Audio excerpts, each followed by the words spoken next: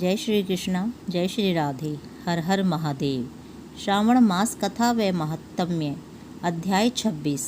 श्रावण अमावस्या को किए जाने वाले वृष पूजन और कुश ग्रहण का विधान। ईश्वर बोले, हे सनत कुमार, श्रावण मास में अमावस्या के दिन जो करणीय है उसको तथा प्रसंगवश जो कुछ अन्य बातें मुझे याद आ गई हैं उसको भी मैं आपसे कहता हूँ।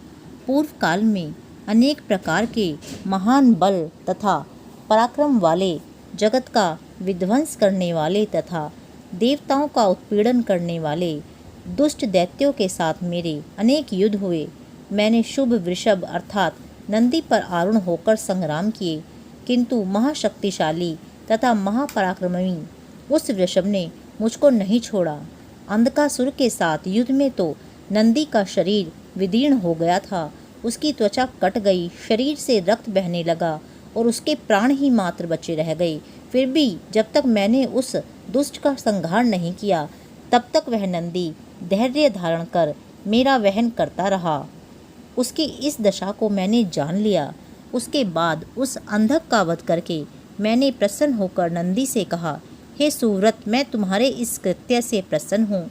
वर मांगो, तुम्हारे घाव ठीक हो जाएं, तुम बलवान हो जाओ और तुम्हारा पराक्रम तथा रूप पहले से भी बढ़ जाए। इसके अतिरिक्त तुम जो जो वर मांगोगे उसे मैं तुम्हें अवश्य दूंगा। नंदिकेश्वर बोले, हे देवदेव, हे महेश्वर, मेरी कोई याचना नहीं है। आप मुझ पर प्रसन्न हैं तो फिर इससे बढ़कर क्या वैभव हो सकता है।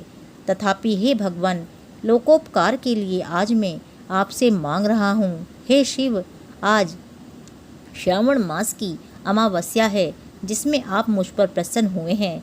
इस तिथि में गायों सहित उत्तम मिट्टी से निर्मित वृषभों की पूजा की जानी चाहिए।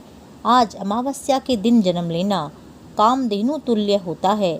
अतः इस तिथि में वर प्रदान करें कि यह अमावस्या वांछित फल देने वाली हो।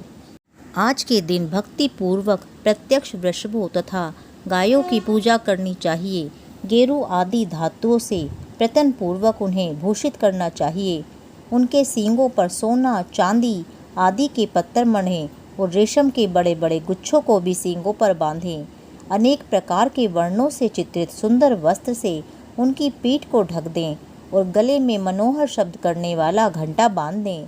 सूर्योदय से लगभग 4 घड़ी बीतने पर गायों को ग्राम से बाहर ले जाकर पुनः साय वेला में ग्राम में प्रवेश कराएं। आहार के रूप में सरसों, तिल की खली आदि अनेक प्रकार का अन्न इस दिन अर्पित करें। जो इस दिन ऐसा करता है उसका गोधन सदा बढ़ता रहता है। जिस घर में गाय न हो वह शमशान के समान होता है।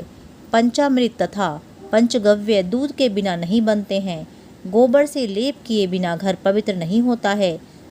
हे सुरोत्तम, जहाँ गोमूत्र से छिड़काव नहीं होता वहाँ चींटी आदि जंतुओं का उपद्रव विद्यमान रहता है। हे महादेव, दूध के बिना भोजन का रस ही क्या है।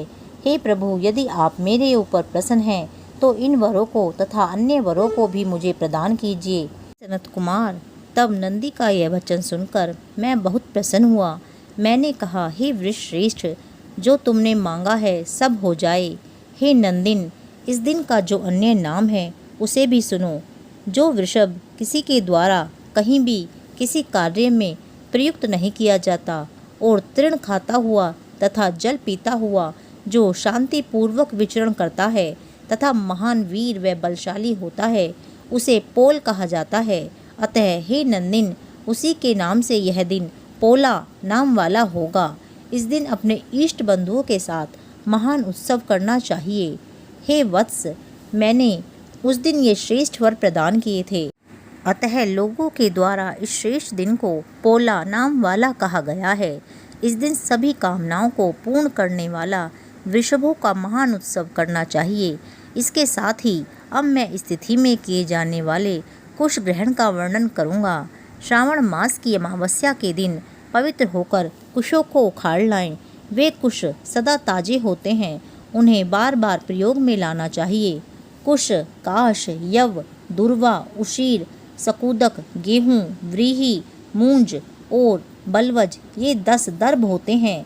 ब्रह्मा जी के साथ उत्पन्न होने वाले तथा ब्रह्मा जी की इच्छा से प्रकट होने वाले हे दर्भ, मेरे सभी पापों का नाश कीजिए और कल्याणकारक होइए। इस मंत्र का उच्चारण करने के साथ ईशान दिशा में मुख करके हुम फट मंत्र के द्वारा एक ही बार में कुश को उखाड़ लें। जिनके अग्रभाग टूटे हुए हों तथा शुष्क ना हों, वे हरित वर्ण के कुश श्राद्ध कर्म के योग्य कहे गए हैं और जड़ रहित कुश देव कार्यों तथा जप आदि में प्रयोग के योग्य होते हैं। 7 पत्तों वाले कुश देव कार्य तथा पितृ कार्य के लिए श्रेष्ठ होते हैं। मूल रहित तथा गर्भयुक्त अग्रभाग वाले तथा 10 अंगुल प्रमाण वाले 2 दर्भ पवित्रक के लिए उपयुक्त होते हैं। ब्राह्मण के लिए 4 कुश पत्रों का पवित्रक बताया गया है और अन्य वर्णों के लिए क्रमशः 3, 2 और 1 दर्भ का पवित्रक कहा गया है, अथवा सभी वर्णों के लिए 2 दर्भों का ग्रंथि युक्त पवित्रक होता है। यह पवित्रक धारण करने के लिए होता है, इसे मैंने आपको बता दिया है। उत्पवन हेतु सभी के लिए 2 दर्भ उपयुक्त होते हैं। 50 दर्भों से ब्रह्मा और 25 दर्भों से विष्टर बनाना चाहिए। आचमन के समय हाथ से पवित्रक को नहीं निकालना चाहिए। विकीर के लिए पिंड देने तथा अग्नौकरण करने के साथ और पाद्य देने के पश्चात पवित्रक का त्याग कर देना चाहिए। दर्भ के समान पुण्यप्रद, पवित्र और पापनाशक कुछ भी नहीं है। देव कर्म तथा पितृक्रम ये सब दर्भ के अधीन हैं। उस प्रकार के दर्भों को श्रावण मास की अमावस्या के दिन उखाड़ना चाहिए, इससे इनकी पवित्रता बनी रहती है। श्रावण मास की अमावस्या का वर्णन क्या किया जाए। हे सनत कुमार, श्रावण मास की अमावस्या के दिन जो कृत्य होता है उसे मैंने कह दिया। श्रावण मास में और जो भी करणीय है उसे भी मैं आपसे कहता हूँ। अध्याय 26 समाप्त। जय श्री कृष्णा, जय श्री राधे, हर हर महादेव।